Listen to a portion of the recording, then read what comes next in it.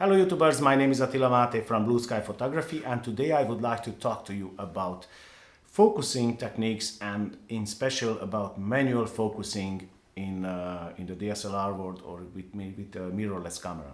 Now, with a DSLR or with a mirrorless, the manual focusing is completely different and it has some very big advantages on the mirrorless side. Now, if you are a mirrorless user, manual focusing for you, it will be much easier than if you are a DSLR user. Sometimes even for DSLRs it's easier because the manual focus lenses will have inbuilt chip, so it will give you focus confirmation. But if you don't have that, it's a little bit more difficult because you don't have the focus peaking over there to help you, or even the magnifying, it will be a little bit different and much more time consuming because you will have to hit those buttons, to get into it. Now, anyway, let's talk about manual focusing in general. And in my opinion, every photographer who really calls himself a professional photographer should know manual focusing.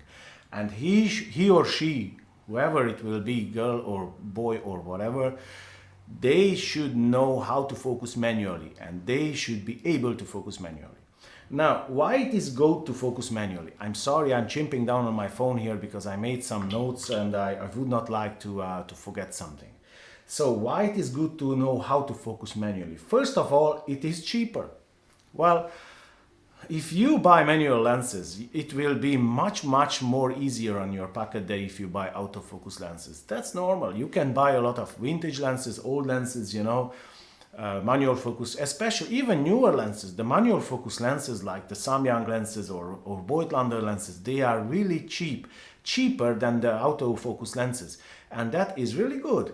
Now, in my opinion, Samyang lenses, they are excellent, and Voigtlander lenses, they are even better. And there are some lenses in Voigtlander which are exceptionally cheap, like the example, the 56mm f1.4 for Nikon or Canon.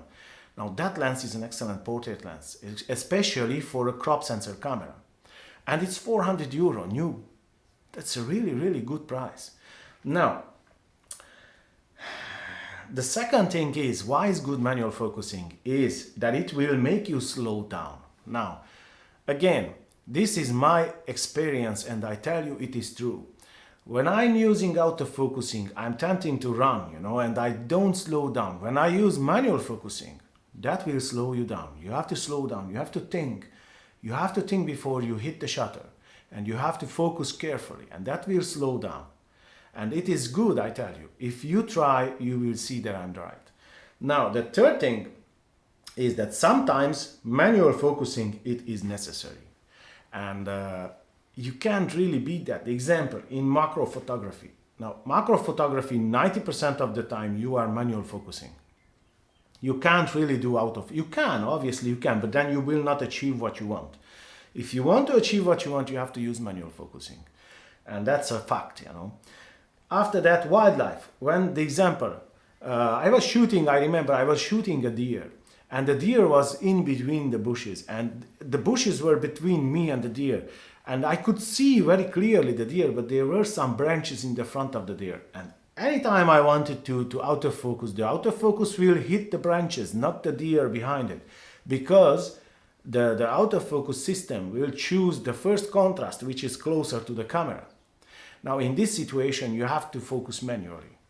Switch off the autofocus, focus manually, hit the shutter, that's it, job done. But if you don't know that, you cannot get the shot. So in this situation, it is necessary. Again, if you shoot portraits through a window or something like that, sometimes if you shoot from angle through the window, a portrait, the camera, it finds very difficult to focus on the subject. You have to use manual focus again. Evenings, the example, or night photography. The autofocus is 0. You have to focus manually.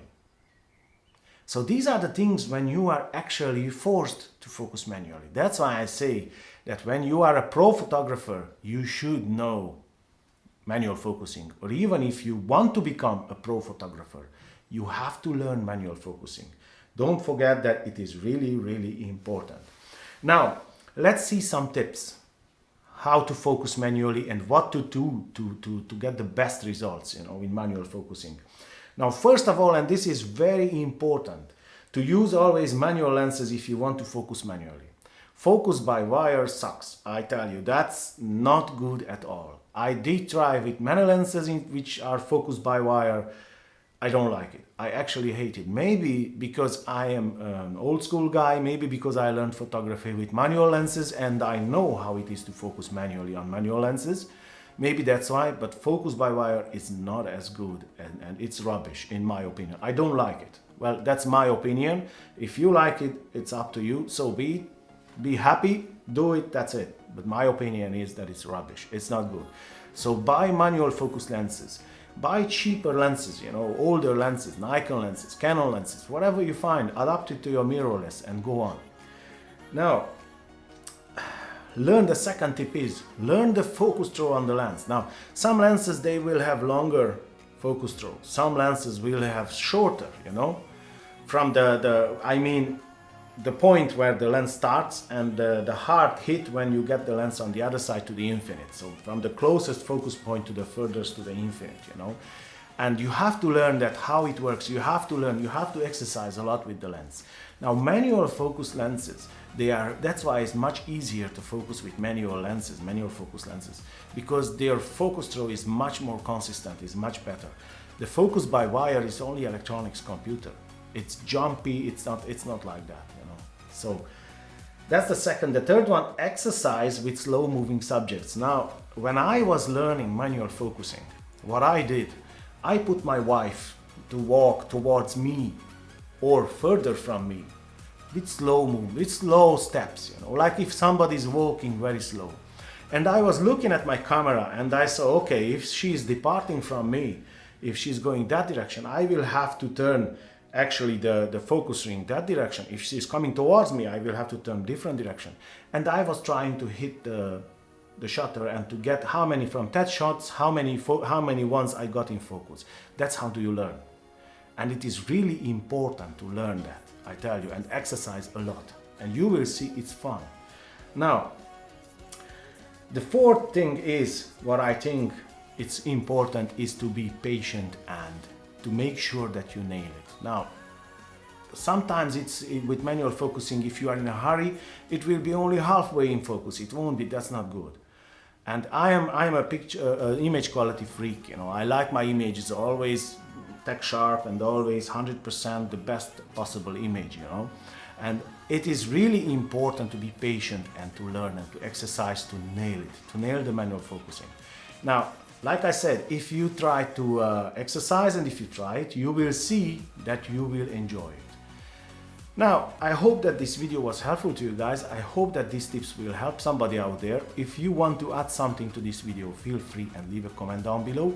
If you think that I forgot something, or if you think that you can say something to another tip, you know, which would be very helpful and also I can learn from it, feel free and leave a comment down below. And if you would like to support this channel, don't forget to hit the thumbs up and subscribe to my channel, and if you didn't until now. And other than that, I wish you a great day and I'll see you in the next one. Take care, guys.